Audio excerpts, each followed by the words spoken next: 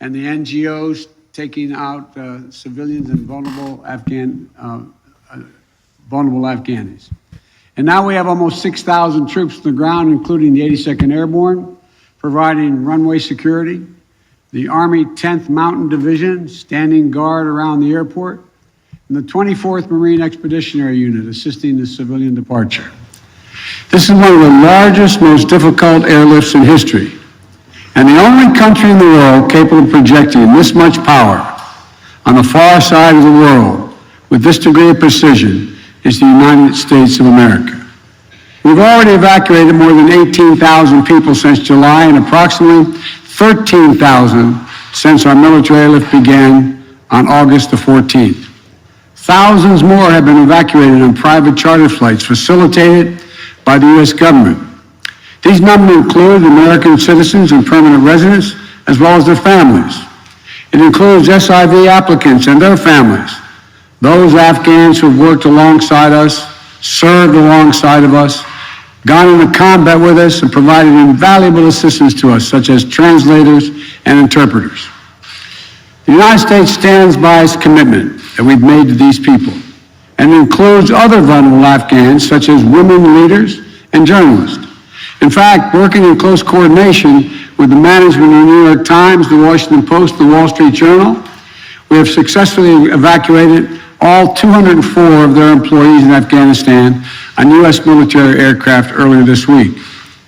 We've established the flow of flights, and we've increased the number of people we're moving out of the country. We paused flights in Kabul a few hours this morning to make sure we could process the arriving evacuees at their transit points. But our commander in Kabul has already given the order for outbound flights to resume. Even with the pause, we moved out 5,700 evacuees yesterday, and we're working on a variety to verify that number of Americans are still in country as we work on this, because don't have the exact number of people who are Americans who are there, and those who may have come home to the United States. We want to get a strong number as to exactly how many people are there, how many American citizens, and where they are. Just yesterday, among the many Americans we evacuated, there were 169 Americans who got over the wall into the airport using military assets. We're also facilitating flights for our allies and our partners, and working in close operational coordination with NATO on this evacuation. For example, we provided overwatch for the French convoy bringing hundreds of their people from the French embassy to the airport. These operations are going to continue over the coming days before we complete our drawdown. We're going to do everything that we can to provide safe evacuation for our Afghan allies, partners, and Afghans who might be targeted because of their association with the United States. But let me be clear. Any American who wants to come home, we will get you home. But make no mistake, this evacuation mission is dangerous. It involves risks to our armed forces, and it's being conducted under difficult circumstances. I cannot promise what the final outcome will be, or what it will be, that it will be without risk of loss. But as Commander-in-Chief, I can assure you that I will mobilize every resource necessary. And as an American, I offer my gratitude to the brave men and women of the U.S. Armed Forces who are carrying out this mission. They're incredible. As we continue to work the logistics of evacuation, we're in constant contact with the Taliban, working to ensure civilians have safe passage to the airport. We are particularly focused on our engagements on making sure every American who wants to leave can get to the airport. Where we have been seeing challenges in for Americans, we have thus far been able to resolve them. We've made clear to the Taliban that any attack on our forces or disruption of our operations at the airport will be met with swift and forceful response. We're also keeping a close watch on any potential terrorist threat at or around the airport, including from the ISIS affiliates in Afghanistan who were released from prison when the prisons were emptied. And because they are, by the way, and make everybody understand that the ISIS in Afghanistan have been the sworn enemy of the Taliban. I've said all along, we're going to retain a laser focus on our counterterrorism mission, working in close coordination with our allies and our partners, and all those who have an interest in ensuring stability in the region.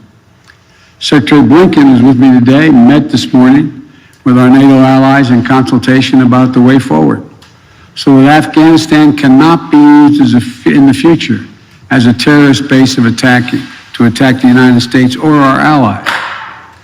For 20 years, Afghanistan has been a joint effort with our NATO allies. We went in together and we're leading together. And now we're working together to bring our people and our Afghan partners to safety. In the past few days, I've also spoken directly with the British Prime Minister, Mr. Johnson, Chancellor Merkel of Germany, and President Macron of France. We all agreed that we should convene, and we will convene the G7 meeting next week, a group of the world's leading democracies, so that together we can coordinate our mutual approach, our united approach on Afghanistan and moving forward. We are united with our closest partners to execute the mission at hand.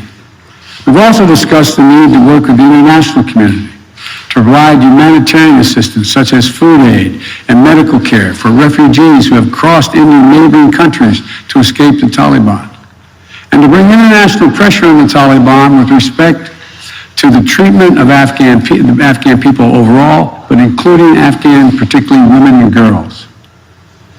The past week has been heartbreaking.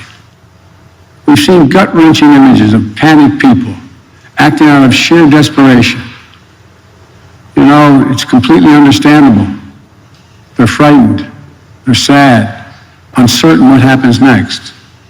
I don't think any one of us can see these pictures and not feel that pain on a human level. Now we have a mission to complete in Afghanistan. It's an incredibly difficult and dangerous operation for our military. We have almost 6,000 of America's finest fighting men and women at the Kabul airport. And we're putting their lives on the line, and they're doing it in a dangerous place to save other Americans, our Afghan allies, and citizens of our allies who went in with us. You know, I talk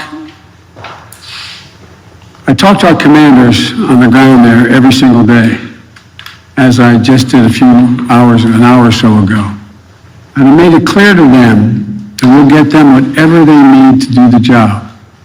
They're performing to the highest standard under extraordinarily difficult and dynamic circumstances. Our NATO allies are strongly standing with us, their troops keeping sentry alongside ours in Kabul, as is the case whenever I deploy our troops into harm's way. I take that responsibility seriously. I carry that burden every day, just as I did when I was vice president and my son was deployed to Iraq for a year. There'll be plenty of time to criticize and second guess when this operation is over. But now, I'm focused on getting this job done. I would ask every American to join me in praying for the women and men risking their lives on the ground in the service of our nation. As events evolve over the coming days, my team and I will continue to share the information and update the American people on exactly where things are. We'll use every resource necessary to carry out the mission at hand and bring to safety American citizens and our Afghan allies. This is our focus now. And when this is finished, we will complete our military withdrawal and finally bring to an end 20 years of American military action in Afghanistan.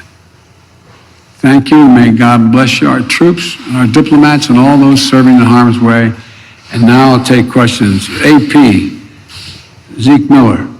Thank you, President.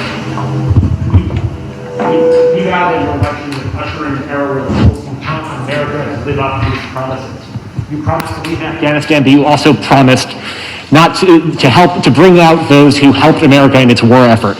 We've seen these heart-wrenching images at the Kabul airport of people trying to get there, say nothing of the people who can't get to that airport. You made the commitment to get American troops out, to get American citizens out. Will you make the same commitment to those who assisted in the American war effort over the last 20 years, number one? And then number two, what is your message to America's partners around the world who have criticized not the withdrawal, but the conduct of that withdrawal and made them question America's credibility on the world stage? I have seen no question of our credibility from our allies around the world. I've spoken with our NATO allies. We've spoken with NATO allies, the Secretary of State. Our National Security Advisor has been in contact with his counterparts throughout the world and our allies, as has the General, I keep calling him a General, but my Secretary of Defense. The fact of the matter is, I have not seen that. Matter of fact, the exact opposite I've gotten. The exact opposite thing is we're acting with dispatch, we're acting committing to what we said we would do. Look, let's put this thing in perspective here. What interest do we have in Afghanistan at this point with Al-Qaeda gone? We went to Afghanistan for the express purpose of getting rid of Al-Qaeda in Afghanistan as well as getting Osama bin Laden. And we did. Just imagine if that attack, if bin Laden had decided with Al-Qaeda to launch an attack from Yemen, would we ever gone to Afghanistan? Would there ever be any reason we'd be in Afghanistan? Controlled by the Taliban? What is the national interest of the United States in that circumstance? We went and did the mission. You've known my position for a long, long time. It's time to end this war. The estimates of the cost of this war over the last 20 years range from a minimum $1 trillion to a think tank at one of the universities saying $2 trillion. That's somewhere between $150 million a day and $300 million a day. The threat from terrorism has metastasized. There's a greater danger from ISIS and Al-Qaeda and all these affiliates in other countries by far than there is from Afghanistan. And we're going to retain an over-the-horizon capability that if they were to come back to be able to take them out, surgically move. So this is where we should be. This is about America leading the world. And all our allies have agreed with that. And by the way, before I made this decision, I was at the G7 as well as met with our NATO partners. And I told them all, every one of them knew and agreed with the decision I made to jointly end our involvement in Afghanistan. The first part of your question was, I can't remember now. Would you commit to the same commitment? Would you make the same commitment to bring out Afghans who assisted in the war effort? Yes, we're making the same commitment. There's no one more important than bringing American citizens out. I acknowledge that. But they're equally important almost is all those SIVs we call them, who in fact helped us. They were translators. They went into battle with us. They were part of the operation. As well as we're also trying to get out as many NGOs, non-government organizations, women's organizations, et cetera. We're doing all we can. In the meantime, Secretary Blinken and I am going to be working with our allies to see to it that we can bring international pressure on the Taliban they're looking to gain some legitimacy. They're going to have to figure out how they're going to maintain that country.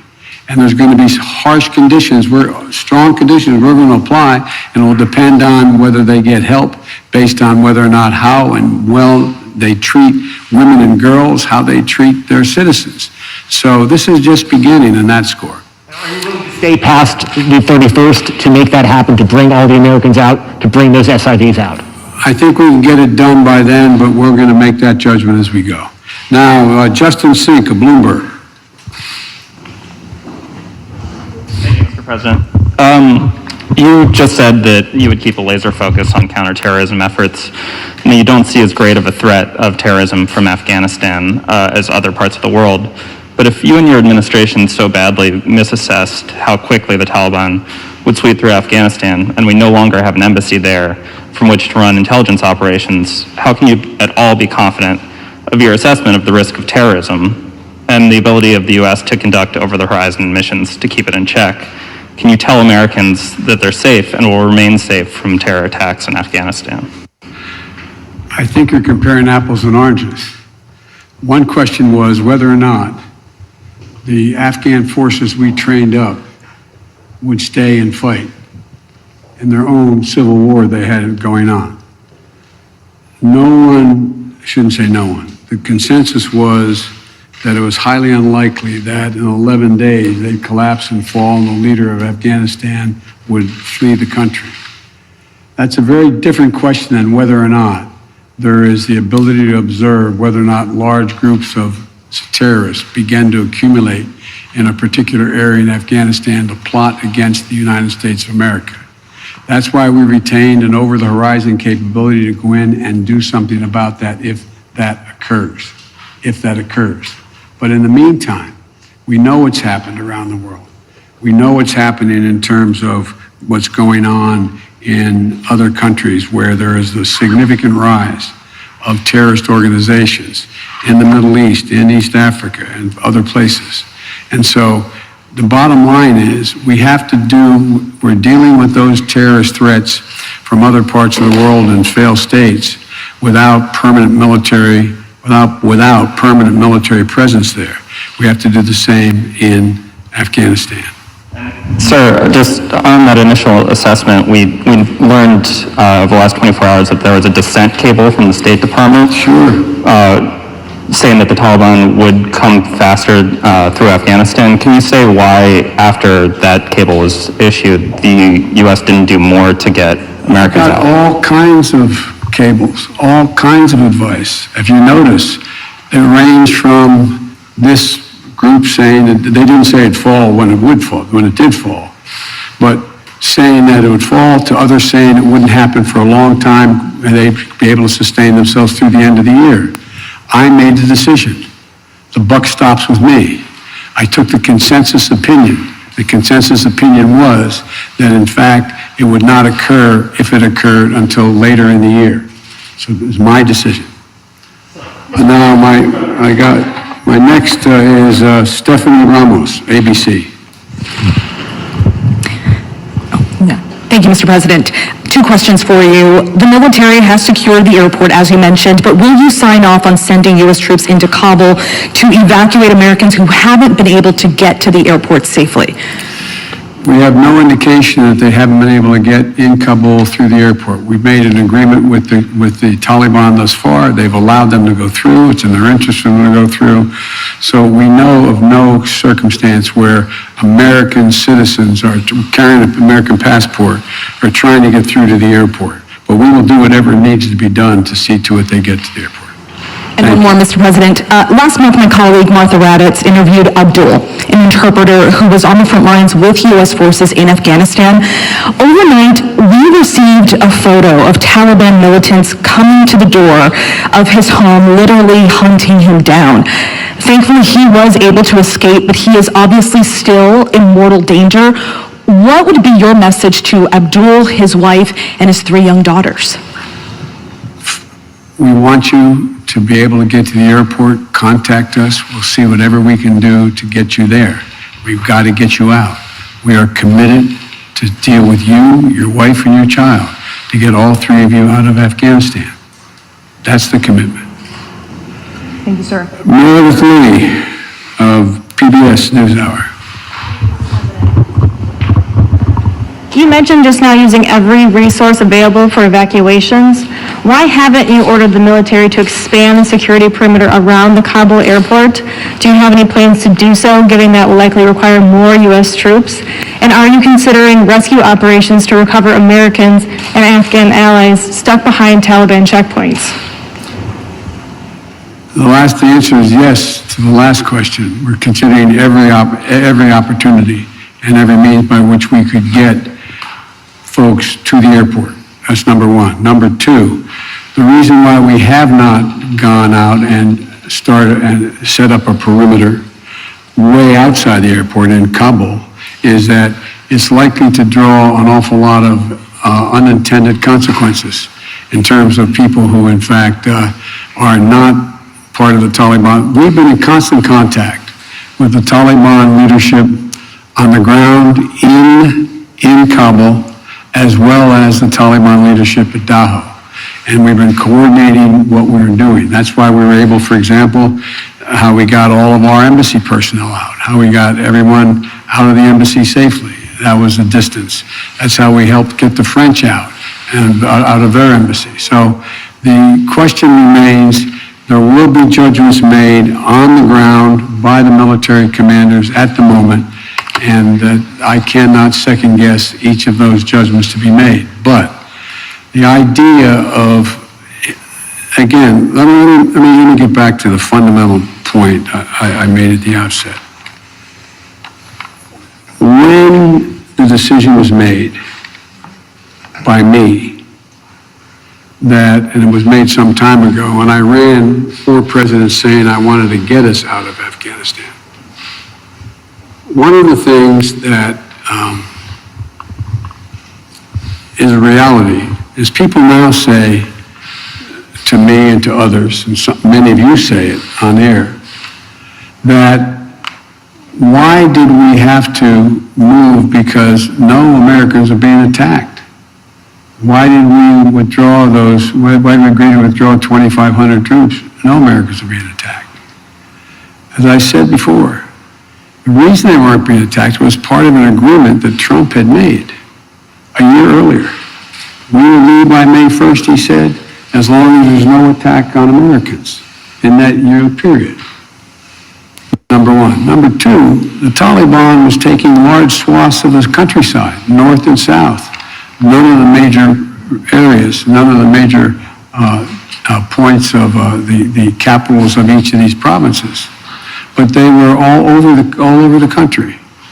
And the idea that if I had said on May the 2nd or 3rd, we are not leaving, we are staying, does anybody truly believe that I would not have had to put in significantly more American forces, send your sons, your daughters, like my son was sent to Iraq, to maybe die?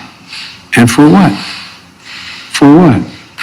So the only rational thing to do, in my view, was to set up and pre-position American forces for the purpose of evacuation, and the aircraft to pre-position those ahead of time so that we would be able to begin the process of evacuation of American citizens, SIVs, and others who helped us. The last point I'll make is this. Look, if we had decided 15 years ago to leave Afghanistan, it would have been really difficult.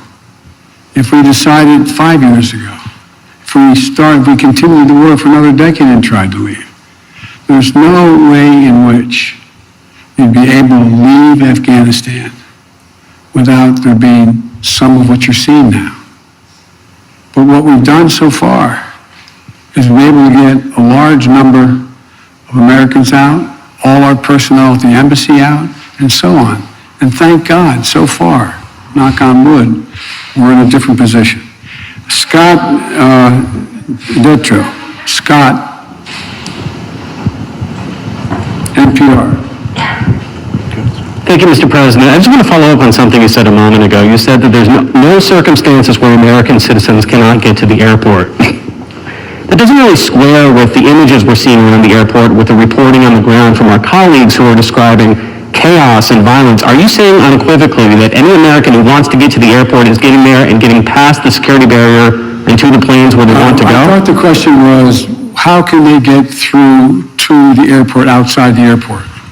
And the answer is, to the best of our knowledge, the Taliban checkpoints, they are letting through people showing American passports. Now, that's a different question when they get in the rush and crowd of all the folks just outside the wall near the airport. That's why we had to, I guess, was it yesterday or the day before, we went over the wall and brought in, how many? 169 Americans over the wall and brought in, how many? 169 Americans. So it is a process to try to figure out how we deal with the mad rush of non-Americans, those who didn't help, those who were not on the priority list, just any Afghan to be able to get out of the country. And so my guess is that no matter what, under what circumstances anyone, there's not a whole lot of Afghanis, there's a whole lot of Afghanis that just assume come to America, whether they're any involvement with the United States in the past at all, rather than stay under Taliban rule or any rule. So what I was saying is that we have an agreement that they will let pass through the checkpoints that they, the Taliban, control and let Americans through. But given this, given the negotiations with the Taliban, the scenes that we're seeing, can you just fully explain why the plan wasn't to go ahead with these evacuations of both Americans and allies before the drawdowns began, before Bagram was closed, looking back several months? Because whether it was now or several months from now, there seems to be a broad consensus that the Taliban would make these gains and this would be needed at some point. Well, yeah, at some point. But the point was that although we were in contact with the Taliban and Doha for this whole period of time, at some point wasn't expected to be the total demise of the Afghan National Force, which was 300 persons. Let's assume the Afghan National Force had continued to fight and they were surrounding Kabul. Be a very different story. Very different story. But the overwhelming consensus was that they were not going to collapse. The Afghan forces, they were not going to leave. They were not going to just abandon and then put down their arms and take off. So that's what happened. Thank you very, very much. Thank you.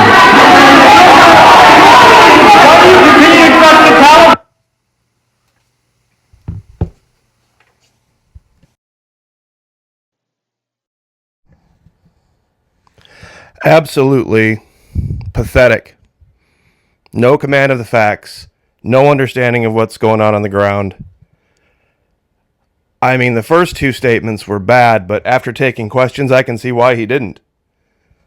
Because even all liberal reporters, all NPR, PBS, Bloomberg, AP, and ABC, they gave him the questions ahead of time, and he still failed. But here's the deal. Here's what the bullshit he was trying to pull here. They wouldn't set up a perimeter because they were afraid of suicide attacks from ISIS and Al-Qaeda prisoners that were released by the Taliban.